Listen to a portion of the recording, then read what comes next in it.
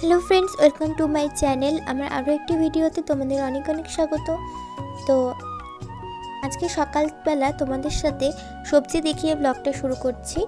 तो मा आज के अनेक सकाले बाजारे गेछिलो। तो एखाने देखो कि एनेछे। एखाने एनेछे फुलकपि, धनेपाता, पालং शाक, डाटा, बाँधाकपि और कलमी शाक एनेछे खरगोशेर जन्य।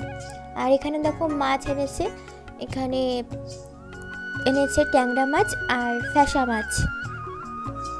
তো শীতকালে কিন্তু ট্যাংরা মাছ আর ফ্যাসা মাছটা খেতে আমার খুবই ভালো লাগে, তো সেই জন্য মা এনেছে। আর এখানে দেখো মা এনেছে চিতল মাছ। তো আজকে চিতল মাছটা রান্না করা হবে। তো তোমাদের সাথে আমি চিতল মাছের রেসিপিটা শেয়ার করেছি আজকে। তো তোমরা পুরো ভিডিওটা দেখতে থাকো, তাহলেই তোমরা দেখতে পাবে। আর এখানে দেখো পালং শাক ভালো করে গোড়াগুলো ফেলে দিয়ে ধুয়ে তারপর এখানে আমি কুচি করে কেটে সেটা সিদ্ধ করতে বসিয়ে দিয়েছি। তো আজকে পালং শাকটা রান্না করা হবে। আর এখানে দেখো বাঁধাকপি কিছুটা কুচিয়ে নিয়েছি ভালো করে ধুয়ে কেটে। তো এখন এটা বাঁধাকপিটাও সিদ্ধ বসিয়ে দিচ্ছি। তো আমরা না এগুলো একটু সিদ্ধ করেই রান্না করি। তারপর এখানে দেখো কড়াই গরম বসিয়ে দিয়েছে মা। তো আজকে মা রান্না করছে। এখানে দেখো মা ট্যাংরা মাছগুলো একটু নুন হলুদ দিয়ে মেখে তারপর 4-5টা করে দিয়ে দিচ্ছে, দিয়ে তারপর এগুলো মা ভেজে তুলে নেবে। তো দেখো এখানে মা একটু নাড়িয়ে নিচ্ছে, নাড়িয়ে টাড়িয়ে তারপর এখানে দেখো হালকা করে ভেজে নিচ্ছে, তারপর এগুলো মা তুলে নিল। তো এই ট্যাংরা মাছগুলো কিন্তু কালকে রান্না করা হবে। তো এগুলো কালকে রান্না করা সত্ত্বেও আজকে কেন ভাজা হচ্ছে তার একটা কারণ আছে। তো তোমরা ভিডিওটা দেখতে থাকো, আমি তোমাদের একটু পরে বলছি তার কারণটা। এখানে দেখো অল্প অল্প করে মা ভেজে নিচ্ছে, নয়তো ভেঙে যাওয়ার চান্স আছে, সেই কারণে। তারপর এখানে দেখো ট্যাংরা মাছগুলো সব মা ভেজে নিয়েছে। তো ভেজে এখন মা রেখে দেবে। তো এটা কালকে রান্না করা হবে। কালকে অবশ্যই তোমরা ভিডিওটা দেখো, তা কিভাবে রান্না করব তোমরা দেখতে পাবে।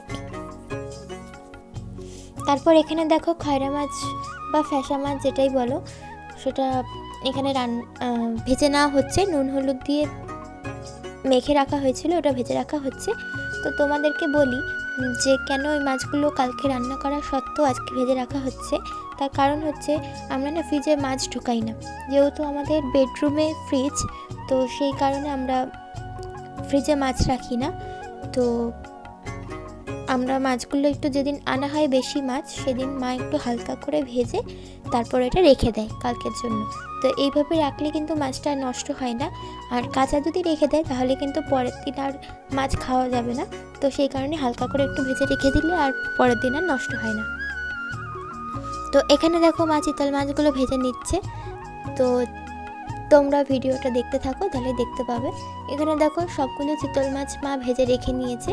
তো এই মাছগুলো আজকে রান্না করা হবে। আর যেই মাছ আর এখানে এই মাছগুলো যেগুলো দেখছো তোমরা, এই মাছগুলো কালকে রান্না হবে।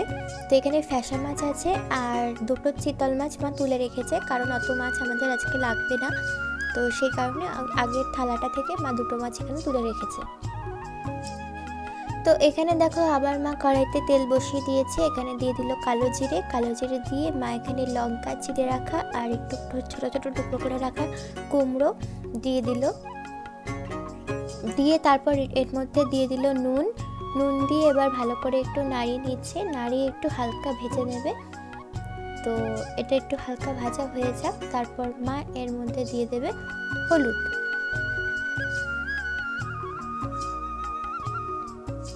তো আমার কিন্তু মায়ের হাতে রান্না খেতে খুবই ভালো লাগে। তো আমি কিন্তু প্রত্যেক দিন তোমাদের রান্না নিজে করি, কিন্তু আজকের রান্নাটা মা করেছে। তো তোমরা দেখে বলো রান্নাটা কেমন হয়েছে। তো তারপর মা এখানে দিয়ে দিল হলুদ দিয়ে তারপর ওই সিদ্ধ করে রাখা পালং শাকটা মা দিয়ে দিল। দিয়ে তারপর মা একটু নাড়িয়ে নিয়েছিল, সেটা না আমি ভিডিও তুলতে ভুলে গেছি। তো নাড়িয়ে নিয়ে একটু কিছুক্ষণ টেনে আসলেই তারপর মা পালং শাকটা নামিয়ে নিল। তো এখানে দেখো মা মিক্সারের একটা বাটির মধ্যে নিয়ে নিয়েছে সাদা সর্ষে, কালো সর্ষে, নুন, হলুদ, চিনি, কাঁচা লঙ্কা তো এগুলো মা নিয়ে নিয়েছে, নিয়ে এবার এর মধ্যে এটা আমি পেস্ট করে নেব মেশিনে। তো তারপর তোমরা দেখতে থাকো। তারপর এখানে দেখো আবার মা তেল গরম বসিয়ে দিয়েছে। তো তেলের মধ্যে হয়তো একটু জল পড়ে গেছিলো, সেই জন্য ফুটছে। আর এখানে দেখো আমি পেস্ট করে নিয়েছিলাম, যেটা তোমাদের দেখালাম আগে। তো এই মশলাটা আমি পেস্ট করে নিয়েছি। তো মা এটা কড়াইতে তেল গরম করে তারপর পেস্টটা দিয়ে দিল, দিয়ে তারপর মা একটু মিক্সচারের বাটিটা ধুয়ে জল দিয়ে দিল, দিয়ে এরপর মা একটু নাড়িয়ে নিচ্ছে। তো মা ওই পেস্টের মধ্যে একটু বেশি করে নুন আর একটু বেশি করে হলুদ দিয়ে দিয়েছিল, তো সেই কারণে এখন আর দিল না। আর এখানে একটু লঙ্কার গুঁড়ো দিয়ে দিচ্ছে মা। তো লঙ্কার গুঁড়ো দিয়ে তারপর এটা একটু ভালো করে নাড়িয়ে নিচ্ছে, নাড়িয়ে নিয়ে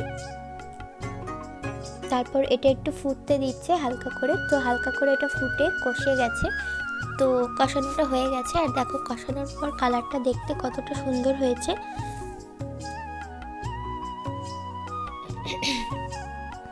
তো এবার মা এটা আরেকটু কষিয়ে নিচ্ছেন, আরেকটু কষিয়ে নেওয়ার পর তারপর মা এর মধ্যে দিয়ে দেবে একে একে মাছগুলো। তো তোমরা পুরো ভিডিওটা দেখতে থাকো, আর রান্নাটা মা কেমন করে তোমরা কমেন্টে জানিও। তো এখানে দেখো মা চিতল মাছগুলো ভালো করে দিয়ে দিচ্ছে, যেগুলো ভেজে রেখেছিল মা, তো সেগুলো একে একে দিয়ে দিচ্ছে। তো দিয়ে দেওয়ার পর তারপর তোমরা কি করে দেখতে থাকো।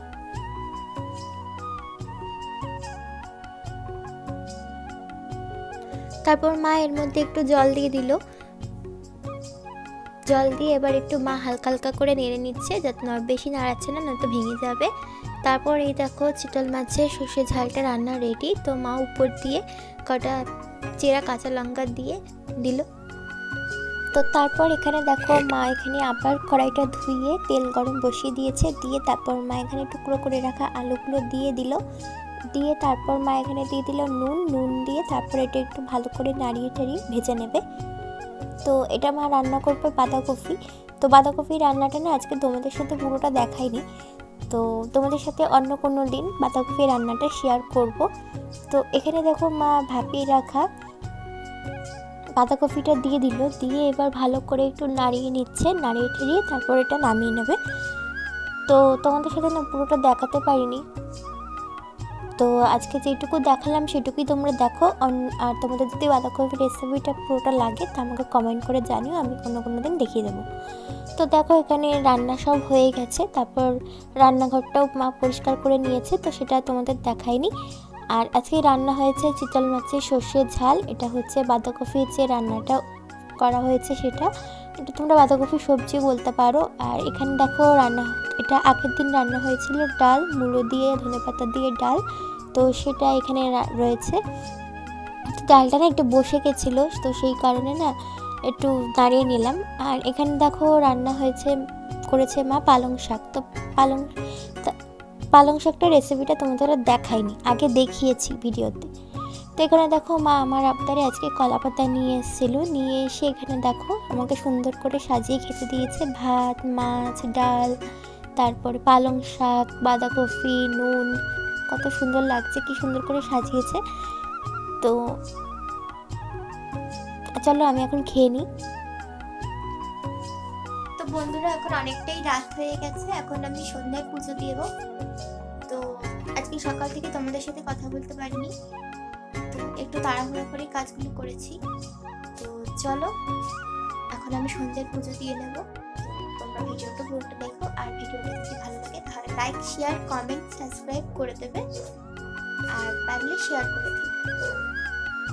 তারপর এখানে দেখো আমি পুজো দিতে চলে এসেছি, এটা হচ্ছে রাত্রের পুজো।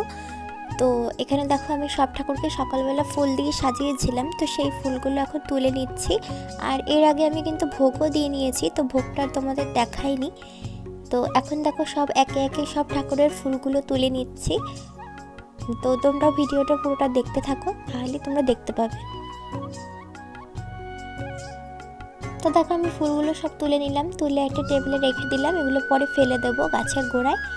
আর এখানে দেখো আমি বড় গোপালটা জামা পরেছিল, সোয়েটার চাদর গায়ে দেওয়া ছিল, তো সেগুলো আমি খুলে নিলাম, খুলে তারপর ঘুম পাড়িয়ে দিলাম। ঘুম পাড়িয়ে দিয়ে এখানে আমি কম্বল গায়ে দিয়ে দিলাম। এবার আমার বাকি যে গোপালগুলো রয়েছে তাদেরকে আমি সবাইকে জামাটা ছাড়িয়ে দিচ্ছি, জামা বলতে সোয়েটার, এখন তোরা সোয়েটার পরে।